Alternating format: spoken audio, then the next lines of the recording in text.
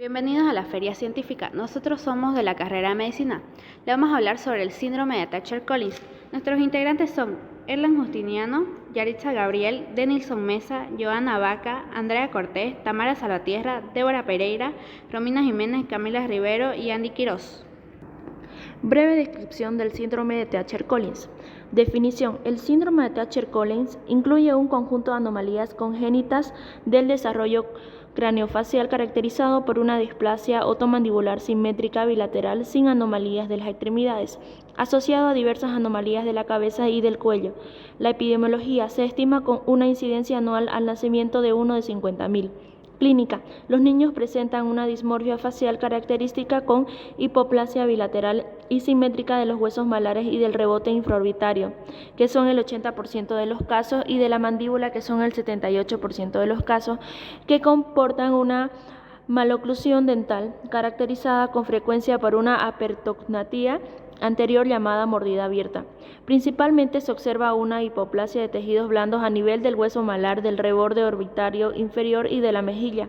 También se observa anomalías complejas en la articulación temporomandibular que conllevan una limitación de apertura bucal de gravedad variable. Oblicuidad antimongoloide de las fisuras palpebrales, que son el 89%, y coloboma del párpado inferior de la unión del tercio externo y medio, que son el 69%, con una ausencia de pestañas en el tercio externo del párpado inferior. El paladar es ojival y ocasionalmente se observa el paladar hendido, el 28%. A menudo el 60% se dan anomalías del oído externo como anotía o microtina. Atresia del conducto auditivo. Inteligencia es generalmente normal. Durante los primeros años de vida pueden manifestarse dificultades respiratorias y de nutrición debido a la estrechez de las vías respiratorias altas y a la apertura limitada de la boca. Otros síntomas menos comunes son los encodromas y o fístulas preauriculares, anomalías de la columna y cardiopatías y fisuras comisulares bilaterales.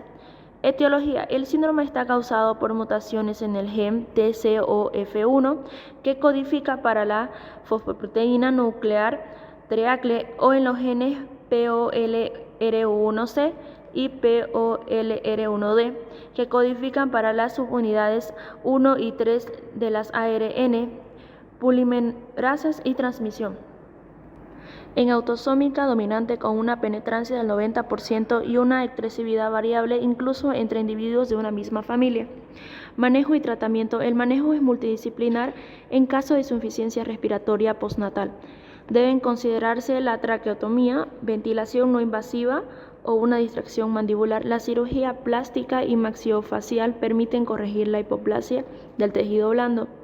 Lipoestructura: hipoplasia ósea, distracción quirúrgica del hueso, insertos óseos, coloboma del párpado y paladar hendido. El tratamiento de la limitación de la apertura bucal es muy complicado. Se necesita cirugía ORL especializada para las anomalías del oído medio, cirugía funcional, y del oído externo, reconstrucción auricular.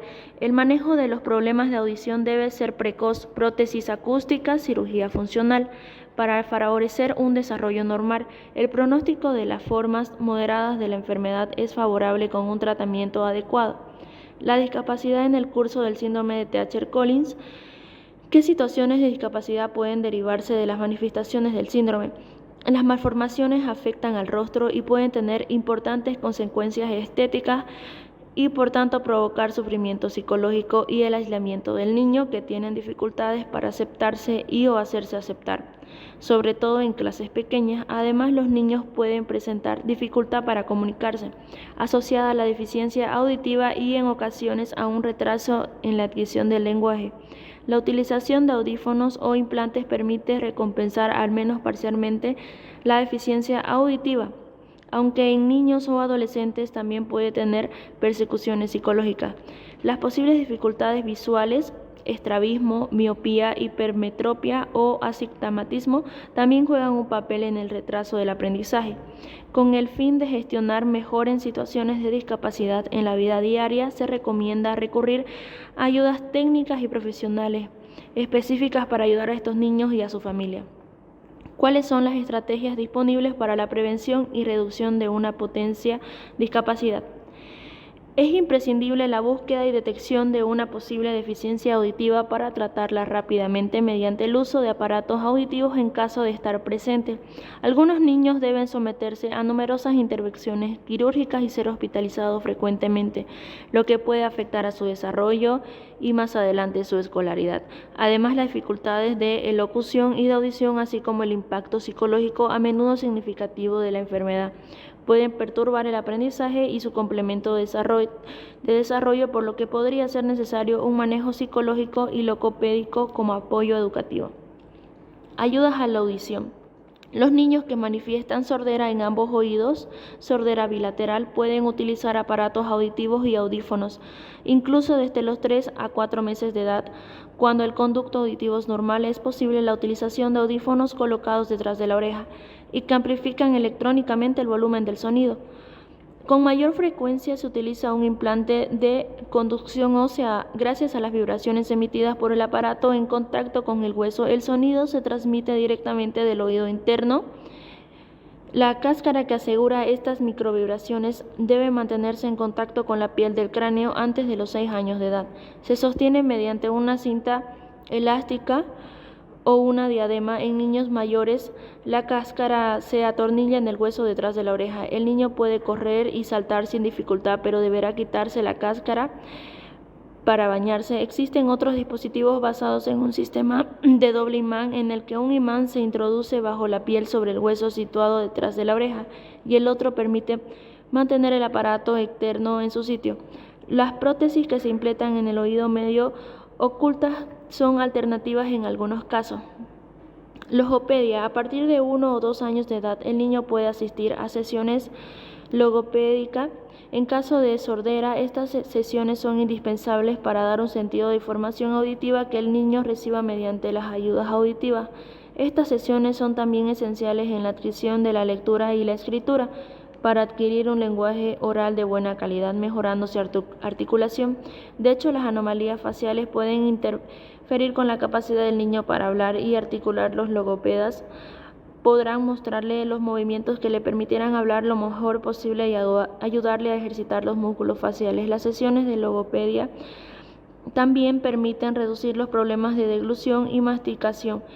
Es abordaje indispensable cuando los niños presentan hendidura del velo del paladar, puesto que, aunque haya sido intervenido quirúrgicamente, el velo permanece menos flexible que un velo sano. Algunos ejercicios específicos puestos en práctica a través de juegos de soplar permiten reforzar el velo del paladar y compensar así su insuficiencia funcional. Cuando, a pesar de todo, la fonación sea muy difícil, puede considerarse una intervención quirúrgica completamente del velo paladar. Manejo de las afecciones visuales. Un posible estrabismo o una miopía deberá ser tratados lo antes posible por parte de un equipo de especialistas. De hecho, hasta los 8 años de edad aproximadamente continúan estableciéndose conexiones nerviosas entre el ojo y el cerebro para desarrollar la visión. Un ojo que no recibe una estimulación normal debido a las anomalías descritas anteriormente no puede desarrollar una función visual normal. Seguimiento dentro de ortodoncia. El seguimiento de un dentista especializado en el cuidado de los niños es útil para prevenir caries e infecciones. La atención preventiva que debe realizar en un medio especializado es aún más importante si existe una limitación de la apertura de la boca. ¿Cuáles son las consecuencias de la enfermedad en una vida diaria? La gravedad de la discapacidad es extremadamente variable. No todos los niños afectados necesitan la misma atención.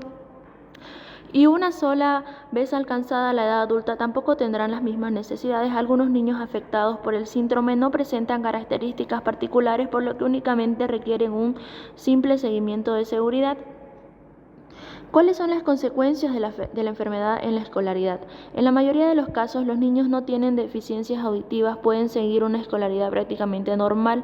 Sin embargo, el absentismo escolar resultante de la asistencia a las múltiples consultas especializadas, a menudo lejos del domicilio, los tratamientos y las intervenciones quirúrgicas complican la escolaridad. A estos niños les puede resultar difícil afrontar las miradas de los demás niños respecto a sus diferencias físicas y más aún en la adolescencia. Este problema se incrementa cuando precisan llevar una cánula de traqueostomía. El curso escolar y posiblemente el universitario pueden realizarse con normalidad, aunque pueden verse afectados por el seguimiento médico y terapéutico, tratamiento quirúrgico, logopeda, psicológico, audioprotésico, de ortodoncia. En este tipo de situaciones, las diferentes comunidades autónomas establecen actuaciones de compensación educativa en educación primaria y educación secundaria obligatoria dirigidas a la población hospitalizada o convaleciente en su propio domicilio por prescripción facultativa, teniendo en cuenta las circunstancias específicas del alumno o la alumna. El Departamento de Educación del Centro de Referencia Estatal de Atención a Personas de Enfermedades Raras y sus familias desarrolla acciones para la inclusión educativa del alumnado con enfermedades raras dirigido a toda la comunidad educativa. Ofrece servicios de información, orientación y asesoramiento para las familias, alumnado, profesionales y centros escolares. Asimismo, el Servicio de Atención Educativa de FEDER proporciona apoyo y orientación en relación a las necesidades educativas del alumnado afectado por una enfermedad poco frecuente. ¿Cuáles son las consecuencias de la enfermedad en la vida profesional? La mayoría de los niños afectados que convierten en adultos con capacidad de autonomía y cuya vida no es diferente de la de aquellos no afectados por el síndrome de Treacher-Collins. Si presentan alguna discapacidad, es posible que precisen de alguna adaptación que se llevará a cabo por medio de los servicios previstos en cada departamento por la inserción profesional de las personas en situación de discapacidad en coordinación con el médico de empresa.